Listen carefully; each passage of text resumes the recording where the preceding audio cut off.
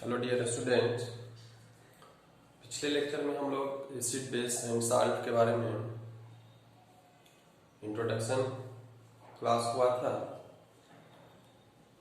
जिसमें हम acid base का जनरल प्रॉपर्टी, उसका रिएक्शंस, इंडिकेटर्स के बारे में पढ़े थे कि कैसे हम एसिड बेस को डिस्टिंग्विश करेंगे डिफरेंट केमिकल्स के थ्रू।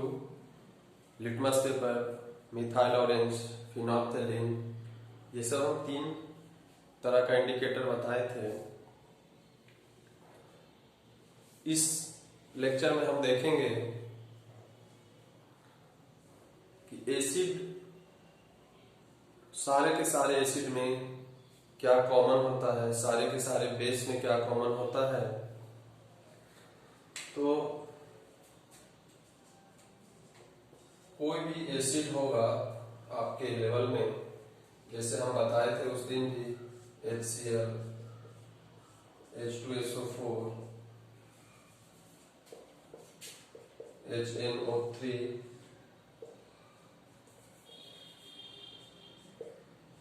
H3PO4, हाइड्रोक्लोरिक एसिड, ये सल्फ्यूरिक एसिड है, नाइट्रिक एसिड, फास्फोरिक एसिड है। तो सब में कॉमन क्या है?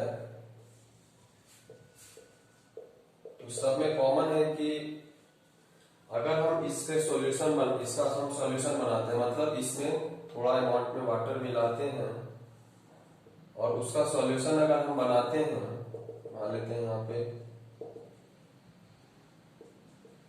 HCl प्लस वाटर है, सॉल्यूशन हम इसी में बनाएंगे और इसमें अगर इलेक्ट्रिसिटी हम पास कराते हैं, इसमें हम अगर इलेक्ट्रिसिटी पास कराते हैं तो क्या होगा? ये HCl क्या होगा? वो टूट जाएगा किसमें? H प्लस और Cl माइनस में। तो HCl क्या होगा? आयन में, अपने आयन में, पॉजिटिव आयन और निगेटिव आयन में टूट जाएगा। उसी तरह से H2SO4 है,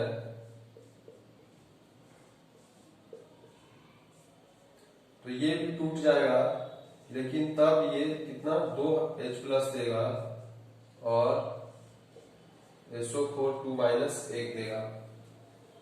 उसी तरह से HNO3 भी टूटेगा H प्लस NO3 में, H3PO4 भी टूटेगा 3H प्लस में, ये 3H प्लस में टूटेगा, ये टूटेगा 3H प्लस में, ये 1H प्लस में, ये 2H प्लस में और ये 1H प्लस में। तो ये इसमें हर एसिड में आप क्या कॉमन देख रहे हैं कि एसिड चाहे कुछ भी हो, लेकिन सब में क्या है? H प्लस है। तो वही होता है कि what is common in all the acids.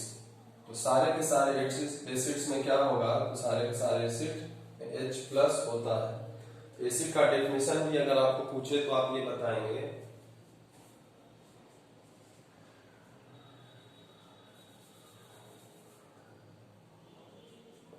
The compound which gives H plus ion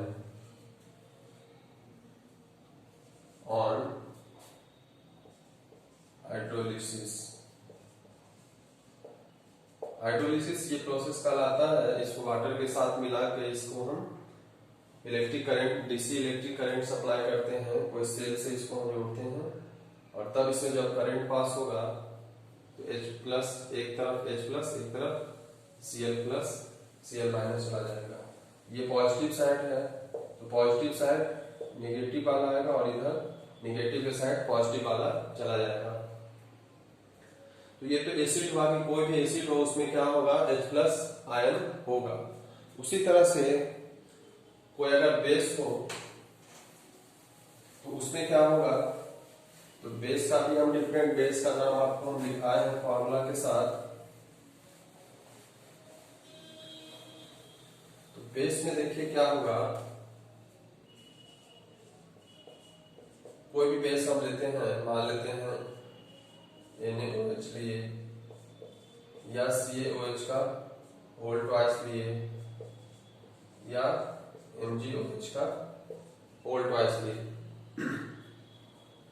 तो इसको जब हम हाइड्रोलिसिस कराएंगे तो क्या टूटेगा, Na प्लस और प्लस OH माइनस में। इसको जब हम कराएंगे तो क्या होगा, Ca plus plus 2OH minus में टूट जाएगा।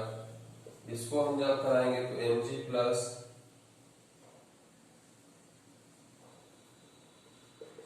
और 2OH माइनस में टूट जाएगा। तो अब हम यहाँ पे देख रहे हैं कोई भी बेस हो, सोडियम हाइड्रोक्साइड हो, कैल्शियम हाइड्रोक्साइड हो, मैग्नीशियम हाइड्रोक्साइड हो, लेकिन सब में कॉमन क्या है, तो OH माइनस आयन। यानी कि इसका अगर हम लिखें the compound which gives hydroxide ion, जिसको कि हम OH माइनस के फॉर्म में लिखते हैं, the compound which gives hydroxide ion on hydrolysis. मतलब इसको भी वही प्रोसेस है, वाटर के साथ मिलाकर के उसको क्या करेंगे, इलेक्ट्रिसिटी पास कराएंगे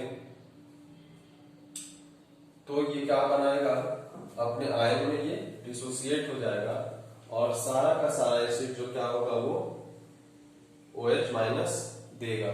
तो इसमें कॉमन क्या है, OH माइनस। तो आपका डेफिनेशन यही है कि एसिड किसको हम कहेंगे, तो एसिड उसको कहेंगे जो क्या करेगा, H प्लस आयन देगा। और बेस किसको कहेंगे, बेस उसको कहेंगे जो OH माइनस आयन देगा। अब बेस में एक और चीज होता है, बेस एक अल्कली होता है। तो सारा का सारा बेस जो होता है वो वाटर में डिजॉल्व नहीं होता है। तो अल्कली वैसा बेस होता है, द बेस विच इज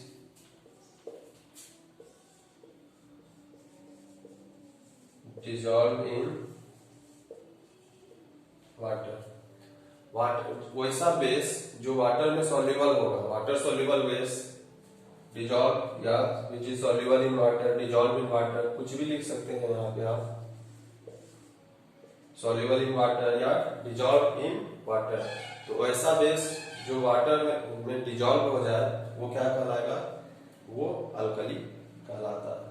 तो सारा का सारा अगर एक स्टेटमेंट आता है कि ऑल बेस आर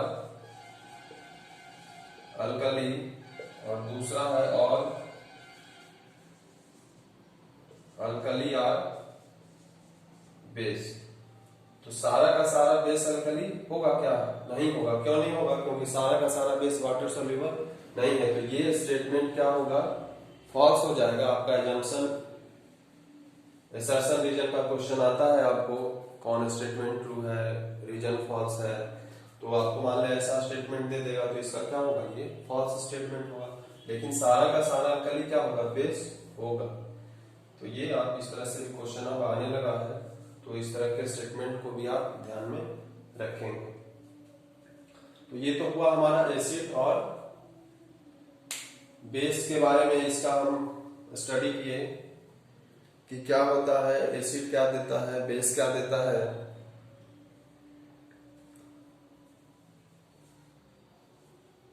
अब हम देखते हैं कि एसिड का, अभी हम जैसे बताए कि कोई भी एसिड हम ले लेंगे, वाटर के साथ उसका सॉल्यूशन बनाते हैं,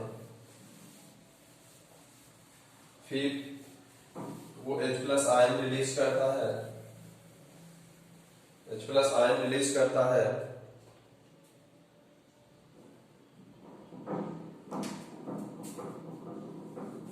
जैसे HCl एक एसिड है, अगर हम इसको वाटर के साथ डिजॉल्व कराते हैं तो क्या बनेगा,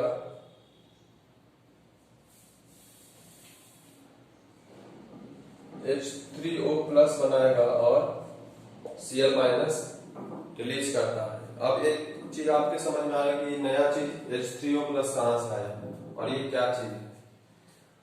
तो पहली बात कि यहां से क्या होगा, H प्लस ये होगा और Cl माइनस, दो चीज में ये टूटेगा। तो Cl माइनस तो वो बाहर चला जाता है और ये H प्लस जो हाइड्रोजन आयन है वो H2O के साथ मिला करके ये H3O प्लस बनाता है। इसको हम लोग बोलते हैं हाइड्रोनियम आयन। ये हाइड्रोजन आयन है लेकिन इसको हम क्या बोलेंगे, hydronium ion. Hydrogen ion, hydronium ion दोनों आप एट ए टाइम लिख सकते हैं, किसी के बदले में भी कुछ कोई परेशानी नहीं होगा।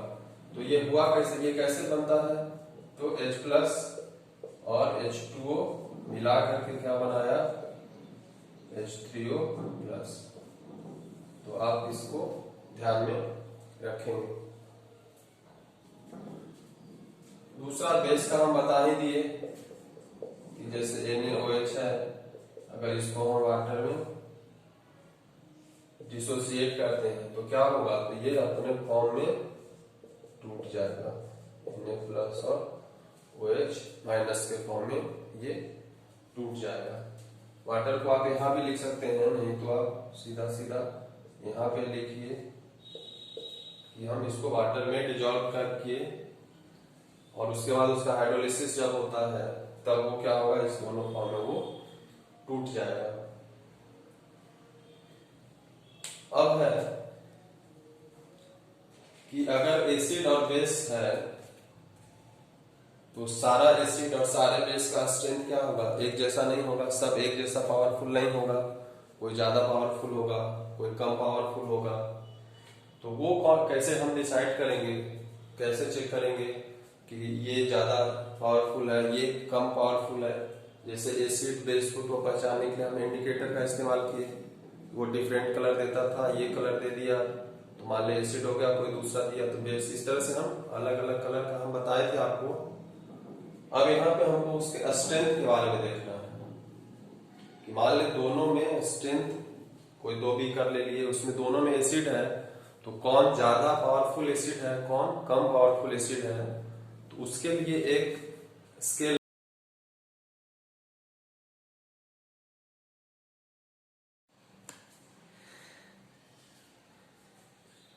एसिड और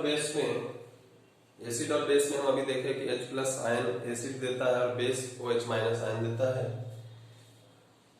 अब हम उसका स्ट्रेंथ देखेंगे कि सारा का सारा एसिड होगा, H प्लस देता होगा तो कौन ज्यादा H प्लस देता होगा, कौन कम H प्लस देता होगा, कौन ज्यादा पावरफुल है, कौन कम पावरफुल है। तो उसके लिए एक स्केल बनाया गया। उसके लिए किसी भी चीज को हम मेजर करते हैं तो उसके लिए एक स्केल होता है। लेंथ मेजर करते हैं तो लेंथ का स्केल होता है, मास मेजर करते हैं तो मास का स्केल होता है, जिसको यूनिट हम कह सकते हैं। तो यहाँ पे एसिड बेस के स्ट्रेंथ को मेजर करने के लिए एक स्केल बनाया गया जिसका नाम है पीएच स्केल। पीएच स्केल क्या है, 0 से लेकर के 14 तक नंबर है, 0 1 2 3 4 5 6 7 8 9 एंड सो ऑन 14 तक है। जिसमें 7 वाला पार्ट जो कहलाता है, अगर किसी का पीएच 7 है तो वो क्या होगा, न्यूट्रल होगा। किसी का पीएच अगर 0 है तो वो मोस्ट एसिडिक, सबसे ज्यादा एसिडिक वो होगा। और अगर किसी का 14 है तो ये सबसे ज्यादा बेसिक होगा। तो ये हमारा एक स्केल बनाया गया है। अब यहाँ पे हम क्या देख रहे हैं कि 7 से जैसे जैसे हम कम आते हैं, इस साइड आते हैं, लेफ्ट साइड आते हैं, मतलब 6 5 4 3 2 1 ऐसा आएंगे। जैसे जैसे पीएच हमारा घटेगा का 7 से 0 की ओर तो एसिड स्ट्रेंथ बढ़ेगा। यानी कि अगर क्वेश्चन पूछ दे कि एक पीएच 1 है और पीएच 2 है तो कौन ज्यादा पावरफुल है, तो कौन ज्यादा पावरफुल होगा, तो 1 इज मोर पावरफुल देन 2। तो पीएच जिसका 1 है वो ज्यादा एसिडिक होगा, 1 इज मोर एसिडिक,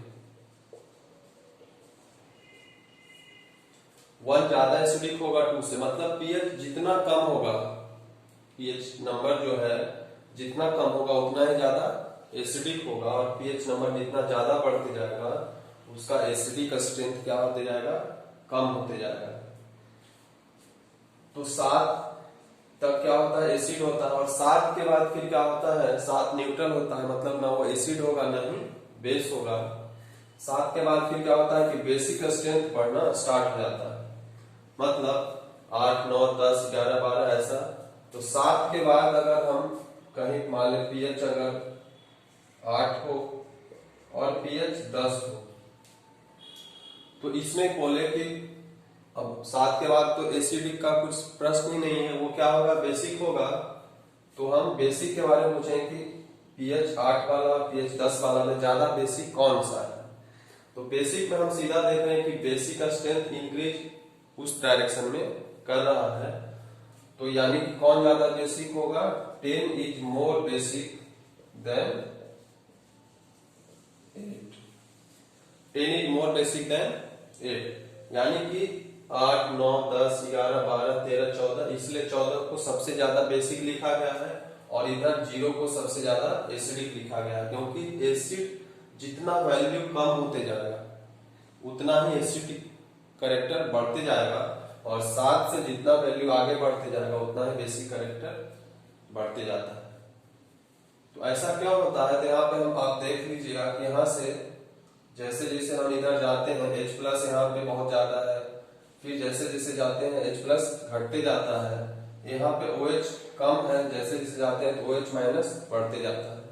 तो हम पढ़े भी हैं कि H प्लस क्या होता है, एसिड H प्लस देता है, OH माइनस क्या होता है, बेस देता है। तो अगर H प्लस का कंसंट्रेशन ज्यादा है मतलब OH का कम है, और H प्लस का कम है मतलब OH का ज्यादा है। एट ए टाइम दोनों रहेगा, एसिड में ऐसा नहीं कि एसिड में H प्लस ही केवल रहता है, OH नहीं रहता है, या बेस है उसमें केवल OH रहता है, H प्लस नहीं रहता है, ऐसा नहीं है, रहता हमेशा है। लेकिन जैसा कि आप देख रहे हैं, मान लेते हैं यहाँ पे है, तो अगर एसिड इतना है तो बेस क्या है, थोड़ा सा है, फिर एसिड जैसे जैसे घट रहा है बेस बढ़ते जा रहा है, फिर घट रहा है और ये कंप्लीट घट गया और ये कंप्लीट बढ़ जाता है। तो ये इसका एक का H प्लस अगर घट रहा है तो दूसरा OH माइनस बढ़ता है। तो यहाँ पे आप देख रहे हैं कि increase in H plus ion concentration, यहाँ से अगर हम इधर जाते हैं तो H प्लस आयन क्या होते जा रहा है, बढ़ते जा रहा है, एरिया से आप पता कर सकते हैं। और इधर जाने पे क्या हो रहा है, H plus ion concentration decrease हो रहा है, देख रहे हैं ये डिक्रीज होते होते इतना कम हो गया है। अब एक होता है पीएच का फॉर्मूला होता है, जो कि अभी हम पीएच जैसे 1, 2, 3 ऐसा हम जो कर रहे हैं, तो पीएच बराबर फॉर्मूला होता है negative log of hydronium ion concentration. इस बॉक्स को कंसंट्रेशन हम पढ़ते हैं। तो हाइड्रोनियम आयन कंसंट्रेशन कोई कहा कि नहीं, हम यहाँ पे H प्लस लिखेंगे तब भी negative log of hydrogen ion concentration, तो दोनों सेम ही चीजें। हम बताए थे कि H प्लस H2O के साथ मिल करके क्या बनाता है, H3O प्लस बनाता है। तो pH का वैल्यू इस फॉर्मूला से निकाला जाता है, negative log of hydrogen ion concentration या हाइड्रोनियम आयन कंसंट्रेशन। तो pH के बारे में आपको ये तो पता चल गया। इस तरह से क्वेश्चन ट्रिकी क्वेश्चन आएगा कि कौन ज्यादा एसिडिक है, कौन ज्यादा बेसिक है, और जो ज्यादा एसिडिक हुआ यानी वो कम बेसिक होगा, जो कम बेसिक है यानी वो एसिडिक ज्यादा होगा।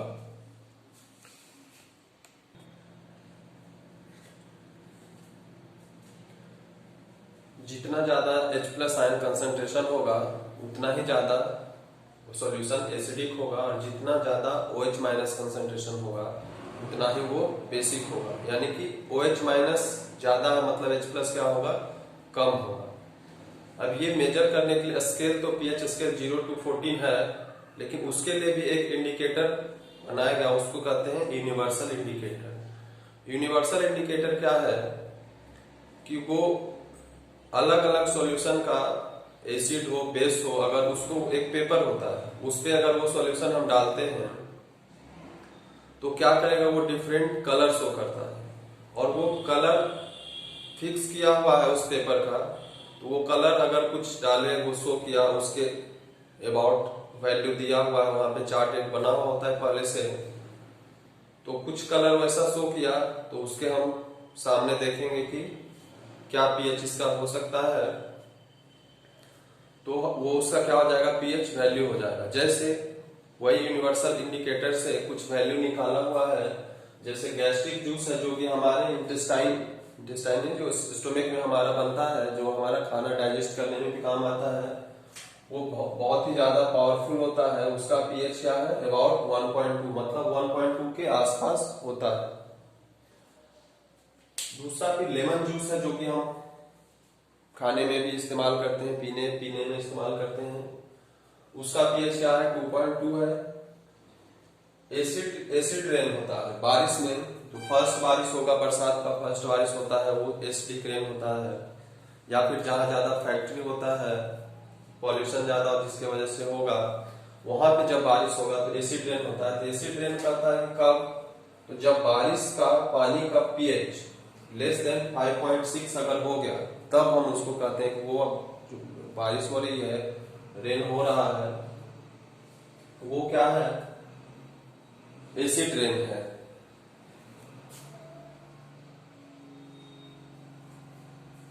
फिर प्योर वाटर है। प्योर वाटर का पीएच न्यूट्रल होता है, मान के चलते हैं अबाउट 7 से थोड़ा सा ज्यादा, थोड़ा सा कम भी होगा। ब्लड जो होता है, हमारे शरीर में ब्लड है, ब्लड का पीएच क्या होता है, 7.4 होता है। इसीलिए बोला जाता है कि हमारा जो शरीर है, शरीर के हर हिस्से में ब्लड जाता है, तो हमको बोला जाता है कि हमारा जो शरीर है वो किस रीजन में वर्क करता है, एसिडिक, बेसिक या न्यूट्रल। तो हमारा शरीर आप देख सकते हैं कि ब्लड का पीएच 7.4 है, तो हमारा बॉडी क्या होगा, body works in basic region. हमारा शरीर क्या होगा, बेसिक रीजन में वर्क्स करेगा। अगर किसी का ब्लड बेसिक से एसिडिक हो जाएगा, तब क्या होगा, तब उसका बचना मुश्किल हो जाएगा, बहुत सारा बीमारी वगैरह हो जाएगा। नेक्स्ट है मिल्क ऑफ मैग्नीशिया, जिसको मैग्नीशियम हाइड्रोक्साइड भी कहते हैं। उसका पीएच कितना हो जाएगा, उसका पीएच होगा 10। फिर सोडियम हाइड्रोक्साइड है जो कि सबसे पावरफुल बेस है, उसका कितना है, तो उसका हो जाएगा अबाउट 14, मतलब 14 के आसपास ही होता है। तो ये डिफरेंट कुछ सब्सटेंस है और इसका पीएच है, ये आपको एग्जाम में आता है सीधा सीधा कि लेमन जूस का पीएच कितना है, या मिल्क ऑफ मैग्नीशिया का पीएच कितना है, ब्लड का पीएच कितना है। एसिड रेन हम किसको कहेंगे, कितना से कम पीएच का वाटर अगर रेन हो रहा है तो हम उसको एसिड रेन कहेंगे।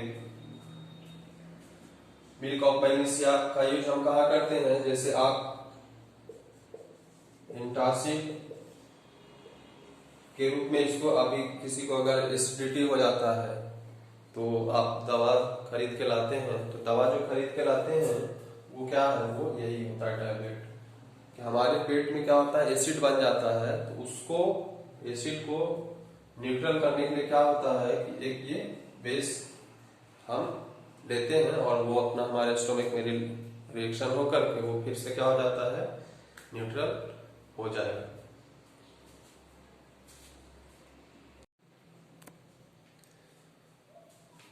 Strength of acid and base के बाद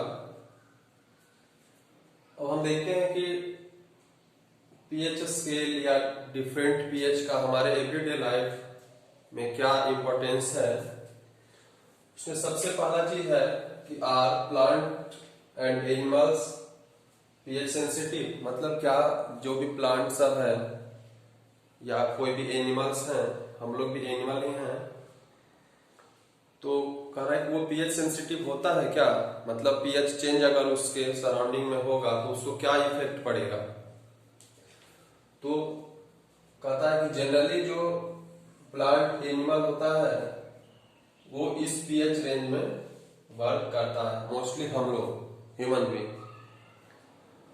कहां से 7 से 7.8 तक वो क्या करेगा, वर्क करता है अच्छे से। लेकिन मान लेते हैं कि अगर कहीं पे कहीं सराउंडिंग में अगर बारिश हो रही हो और वो बारिश कह रहा है कि बारिश का जो पानी है उसका पीएच क्या हो, अगर लेस देन 5.6 हो। तो अभी हम जस्ट बताए हैं कि अगर पीएच अगर लेस देन 5.6 होगा तो वो रेन कैसा होगा, एसिडिक रेन होगा। तो हमारा पीएच, हमारा जो शरीर है वो वर्क कर रहा है 7.0 टू 7.8 पीएच वैल्यू में, और यहाँ पे जो बारिश का पानी है उसका पीएच वैल्यू क्या हो गया 5.6। तो क्या होगा, जब वो किसी भी एनिमल या प्लांट के ऊपर जब पड़ेगा तो वो क्या करेगा, उसको वो नुकसान पहुंचाएगा।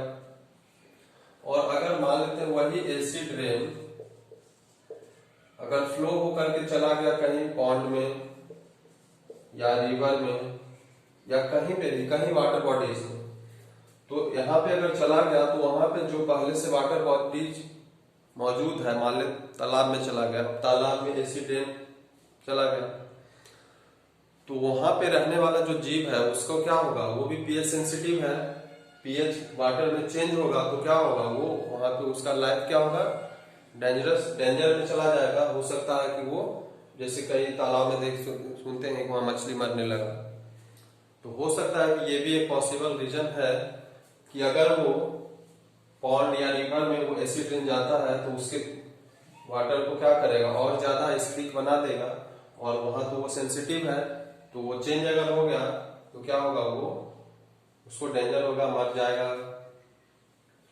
तो इस वजह से क्या होता है कि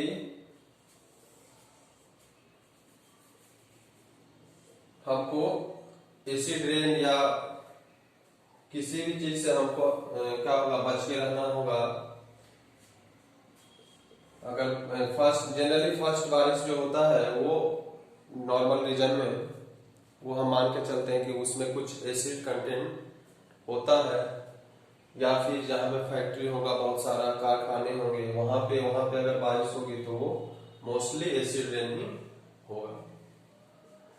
दूसरा कहता है कि pH in our backyard,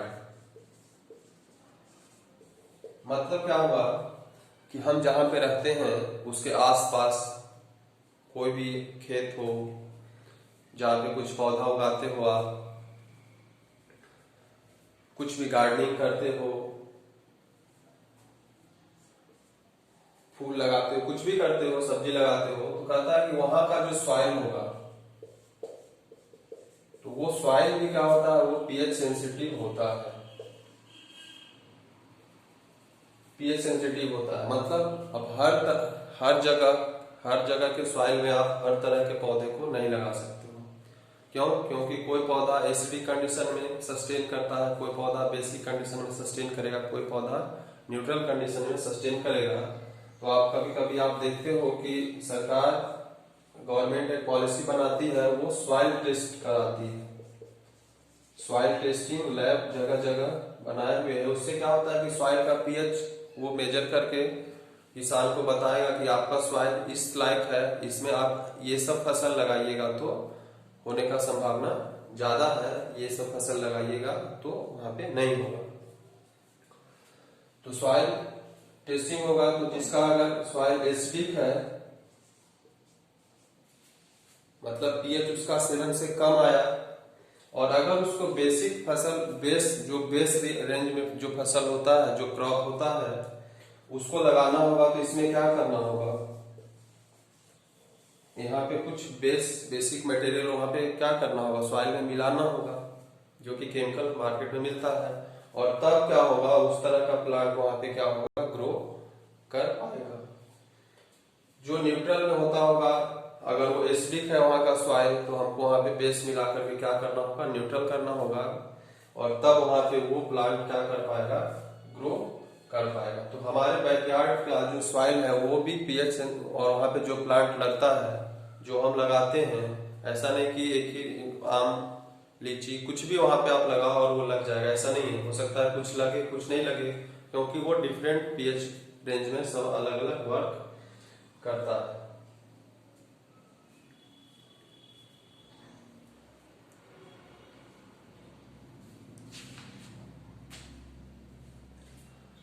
next है हमारे डाइजेस्टिव सिस्टम के बारे में। तो अभी हम आपको डाइजेस्टिव सिस्टम के बारे में बताए थे कि हमारे स्टोमक में गैस्ट्रिक जूस का सिक्रेशन होता है, और गैस्ट्रिक जूस का पीएच कितना होता है, तो अबाउट 1.2 अभी आपको हम बताए थे। गैस्ट्रिक जूस का पीएच कितना है, तो अबाउट 1.2 है, मतलब वेरी वेरी एसिडिक, बहुत ज्यादा पावरफुल है, जो कि हमारे स्टोमक में बनता है, लिविंग बीइंग के स्टोमक में बन रहा है।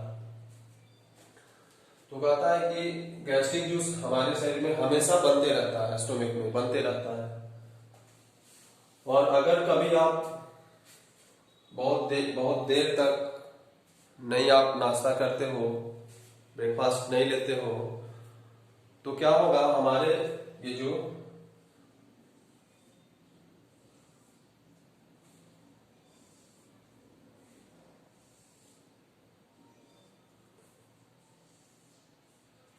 ये स्टोमक है,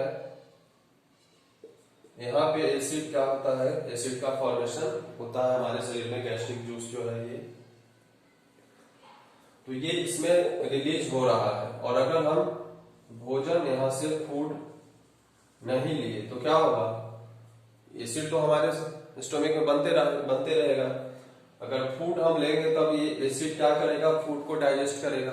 और अगर आप फूड नहीं लेते हैं तब क्या होगा, तब ये एसिड क्या करेगा, आपके स्टोमक के बाल को, जो अंदर स्किन होता है, उससे क्या करेगा, वो रिएक्शन करेगा।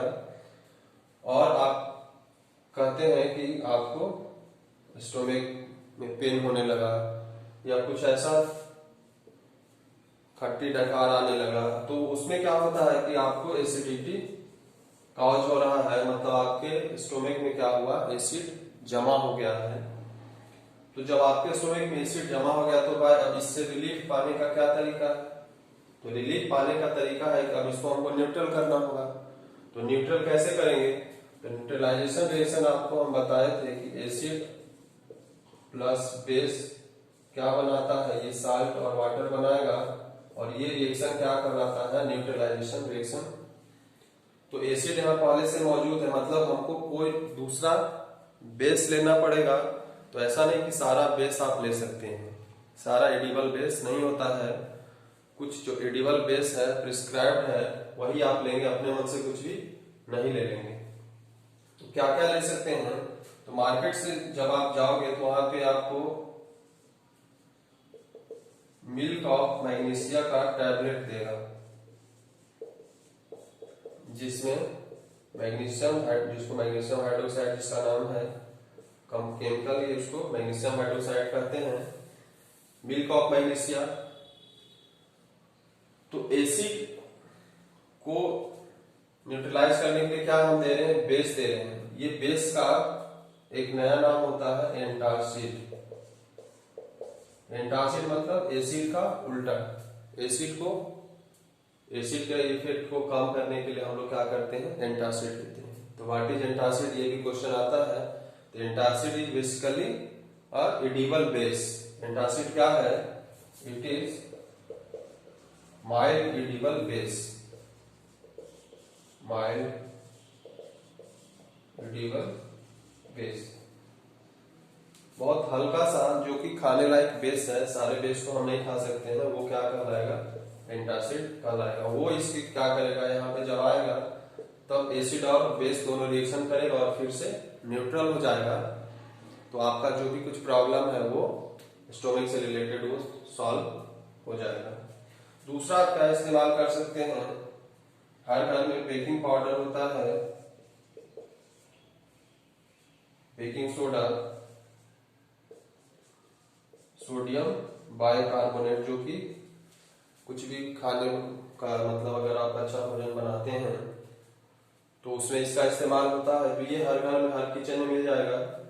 तो इसका एक छोटा सा, एक चुटकी आप उसको पानी में डाल करके उससे पी सकते हैं, तब भी आपका क्या होगा, ये बिहेव करेगा एज एंटासिड बिहेव करता है।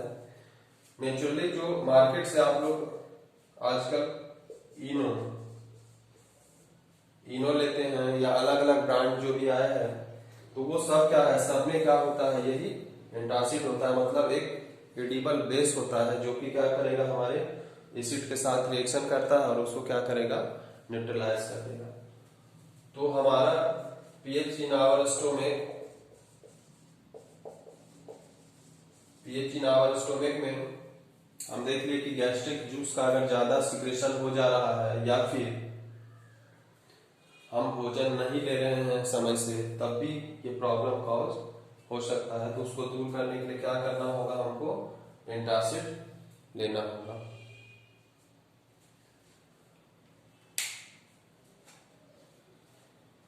नेक्स्ट है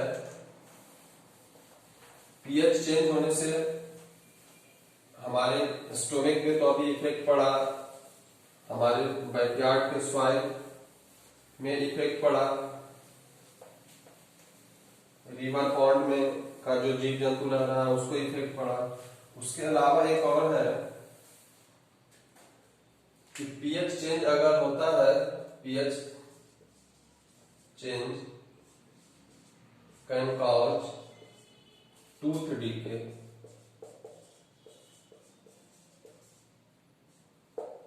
पीएच चेंज से क्या होगा, हमारा दांत जो होता है वो दांत डीके होना स्टार्ट हो जाता है। तो कहता है कि टूथ जो हमारा है या टीथ, तो टूथ जो है, टूथ का जो सबसे हमारे बॉडी का सबसे हार्डेस्ट पार्ट होता है वो टूथ का जो बाहरी लेयर है, जिसको हम लोग कहते हैं टूथ इनामल। टूथ इनामल होता है और ये किस चीज से बना हुआ होता है, तो it is made up of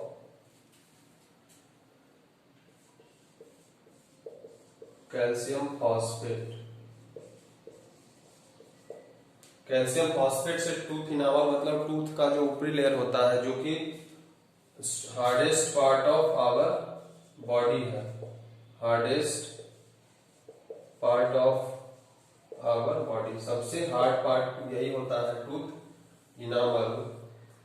और वो भी क्या होता है, उसका भी क्या हो जाता है, डीके हो जाता है।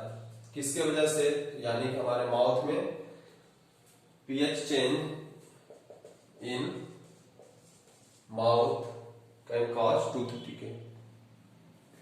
तो टूथ इनामल जो है कि कैल्शियम फॉस्फेट का बना हुआ होता है, it generally not react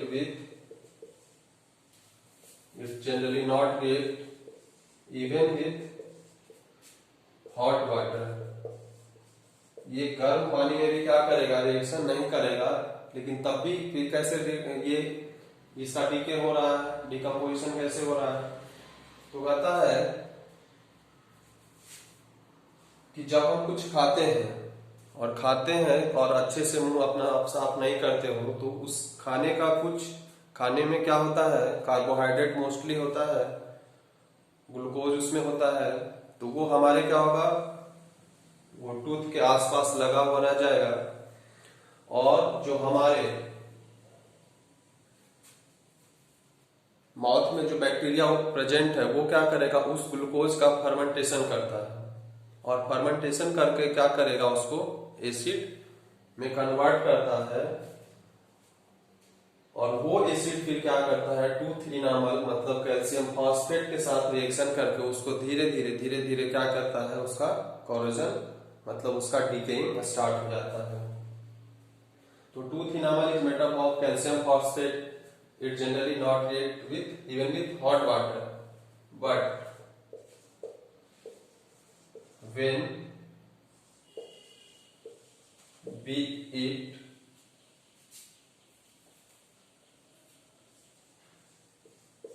carbohydrate and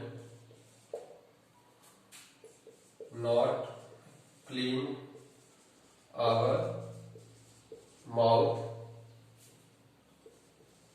very well, जब अच्छे से हम साफ नहीं करते हैं, then bacteria present in then bacteria presents in our mouth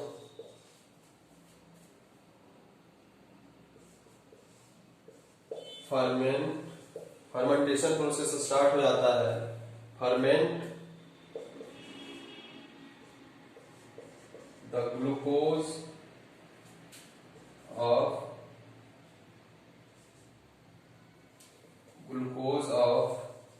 food left in the mouth. जो भी माउथ में थोड़ा बहुत फूड मटेरियल रह गया है उसमें ग्लूकोज होता है। जो भी कार्बोहाइड्रेट हम खाते हैं उसमें ग्लूकोज होता है, तो उसको क्या करेगा, उसका फर्मेंटेशन वो स्टार्ट कर देगा। Ferment the glucose of food left in mouth to acid, और वो क्या करेगा, एसिड प्रोड्यूस करेगा एंड प्रोड्यूस एसिड। अब ये एसिड क्या करेगा, now acid react with tooth enamel. मतलब टूथ इनामल क्या है, अभी तक वो हॉट वाटर से भी रिएक्शन नहीं करता है, लेकिन जैसे एसिड बन गया एसिड से ये क्या करता है, वो रिएक्शन करता है। Acid react with tooth enamel and corrode them। उसके बाद जैसे उसे रिएक्शन होता है तो धीरे धीरे उसका क्या होता है, कोरोजन मतलब डिकेइंग। उसका डीके मतलब उसका मान लो टूथ है ये, तो इसके ऊपर जो लेयर है वो धीरे धीरे क्या होने लगेगा, वो खत्म होने लगेगा। जिससे क्या होता है कि आप सुनते होंगे कि दांतों में सेंसिटिवनेस आ गया है। मतलब आप कुछ गर्म खाते हैं, कुछ ठंडा खाते हैं, तो आपका दांत में क्या होता है, सेंसिटिविटी आ जाता है। आप कुछ बहुत ज्यादा गर्म नहीं खा पाएंगे, बहुत ज्यादा ठंडा नहीं खा पाओगे। तो होता वही है कि आपके माउथ में एसिड बन रहा है और वो एसिड क्या कर रहा है, आपके टूथ इनेमल को लगभग कॉरोड कर चुका है, धीरे धीरे खत्म कर चुका है। जिसके वजह से जो ये एक तरह से प्रोटेक्टिव लेयर होता है टूथ इनेमल, टूथ का, तो प्रोटेक्टिव लेयर ही खत्म हो गया है, आपका प्रोटेक्शन ही खत्म हो गया है, जिसके वजह से आपका टूथ जो है वो सेंसिटिव हो गया है। तो ये तो प्रॉब्लम हो गया, कोरोजन हो रहा है हमारे टूथ इनेमल का। तो अब इससे बचने का भी कुछ उपाय होगा, या हम क्या करेंगे कि हमारा टूथ इनेमल जो है उसका डिकेइंग ना हो या कम हो।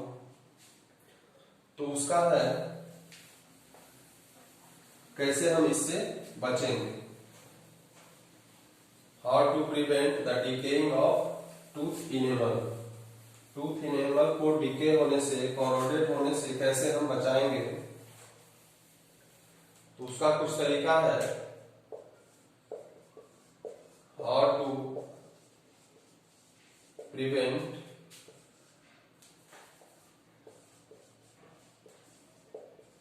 Decaying of tooth enamel.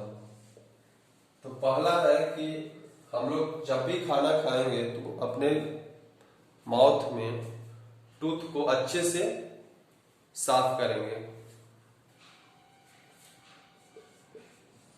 Clean the mouth very well after eating. जब भी हम कुछ खाएंगे तो हम अपने मुंह को अच्छे से, दांत को अच्छे से साफ करेंगे। दूसरा,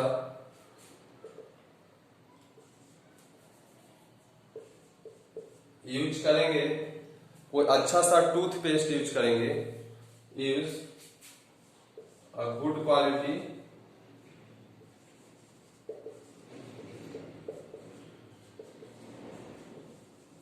टूथपेस्ट। और टूथपेस्ट यूज करने का क्या मतलब है, तो टूथपेस्ट जो होता है वो कैसा होता है, तो बेसिक नेचर का होता है। बेसिक नेचर का होता है तो हमारे माउथ में क्या हो रहा है, एसिड बन रहा है, तो अगर हम बेसिक उसको यूज करेंगे उस पर क्या होगा, तो वो सॉल्यूशन को फिर से हमारे माउथ को क्या करेगा, न्यूट्रल कर देगा और टूथ इनेमल को कोरोजन होने से क्या होगा, डीके होने से क्या करेगा, उसको बचा लेगा। तो अच्छा क्वालिटी का टूथपेस्ट में बेस होने के साथ साथ कुछ हीलिंग मटेरियल भी होता है, जो कि पहले से भी अगर हमारा टूथ इनेमल कुछ डीके हो गया है तो उसको भी वो क्या करता है, रिपेयर करता है। और टूथ जो बोन होता है, बोन को भी स्ट्रॉन्ग करता है। जैसे फ्लोराइड वगैरह होता है टूथपेस्ट में, अगर आप देखोगे उसका इंग्रेडिएंट का भी आप पैकेट को ध्यान से देखना, उसमें इंग्रेडिएंट रहता है क्या क्या उसमें है। तो फ्लोराइड वगैरह रहता है उसमें, तो वो क्या करता है, उसके स्ट्रेंथ को, बोन एक तरह से टूथ क्या है, बोन है, तो उसके स्ट्रेंथ को क्या करता है, वो बढ़ाता है। और जनरली इसका काम है, ये बेसिक होता है, तो जो एसिड हमारे मुंह में, माउथ में बन रहा है उसको क्या करेगा, वो न्यूट्रल करेगा, जिससे कि डिकेइंग को वो रोक सके। तो गुड क्वालिटी टूथपेस्ट हम यूज करेंगे, और जब हम खाएंगे तब हम टूथपेस्ट से धो सकते हैं। अगर जिसको ज्यादा प्रॉब्लम है तो आप जब खाओ, जिसका सेंसिटिव हो गया है, सेंसिटिविटी आ गया है जिसके टीथ में, तो वो जब खाइए तब आप इसको टूथपेस्ट से मुंह धो ले, या कोई हाई क्वालिटी का टूथ क्लीनर भी आता है लिक्विड के फॉर्म में, उसको भी आप फास्ट मतलब आसानी से इस्तेमाल कर सकते हैं। फिर कहता है कि एक और हमारे एवरीडे लाइफ में आसपास हम देखते हैं पीएच चेंज होने से परेशानी जो होता है वो होता है कि self defence bye animal and plant in chemical warfare. ये क्या हुआ, तो कहता है कि कोई भी प्लांट या एनिमल के पास सेल्फ डिफेंस के लिए क्या होता है, उसके पास खुद एसिड होता है। जैसे आपको मान लेते हैं चींटी काट लिया है ना, स्कॉर्पियो बिच्छू काटता है, सांप काटता है, कुछ भी होता है, तो वो सब क्या करता है, सबके पास एसिड होता है। एसिड क्या करेगा, वो आपके बॉडी में क्या करता है, एसिड को इंजेक्ट करता है, और वो इंजेक्ट होने से क्या होगा, आपको पेन क्रिएट होगा। तो चींटी हो गया, चाहे कोई भी चीज हो गया जो आपको काटता है, जिससे आपको पेन होता है, वहां पे क्या हो रहा है, आपके बॉडी में क्या करेगा, वो एसिड इंजेक्ट कर देता है। उसी तरह से प्लांट एक होता है नेटल प्लांट। नेटल प्लांट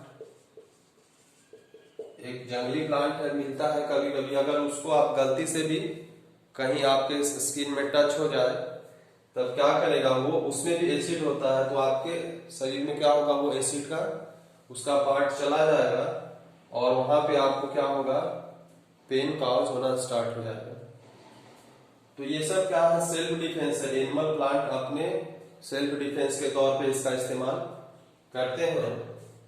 तो इससे बचने का फिर तरीका क्या है, तो तरीका यही है कि जहां जिस रीजन में एसिडिक अटैक हुआ है आपके ऊपर, वहां पे क्या करें, कोई एक बेस उसके ऊपर क्या करें, आप रब करें। मतलब जहां पे चींटी काट लिया हो, वहां पे अगर आपके घर में बेस उपलब्ध नहीं है तो टूथपेस्ट तो सबके घर में उपलब्ध होता है, तो आप उस टूथपेस्ट को भी क्या कर सकते हैं, टेम्पररीली अगर लगाएंगे धीरे धीरे, तो क्या होगा, आपको इसका इफेक्ट क्या होगा, मतलब इसका जो ओरिजिनल इफेक्ट होना चाहिए था, हार्म होना चाहिए था, वो हार्म को क्या करेगा, वो बहुत हद तक क्या कर देगा, कम कर देगा। तो कोई भी वेस्ट मटेरियल आप ले सकते हैं, आपके घर में खाने वाला सोडा हो, वॉशिंग सोडा हो, या फिर टूथपेस्ट तो सबके घरों में होता ही है।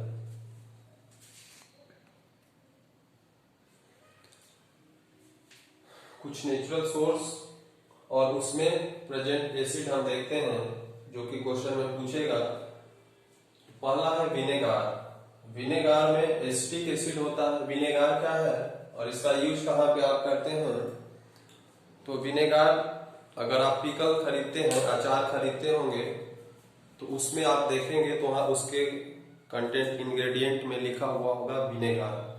विनेगार क्या होता है कि एसिडिक एसिड का वाटर में सॉल्यूशन होता है, उसी को हम विनेगार कहते हैं।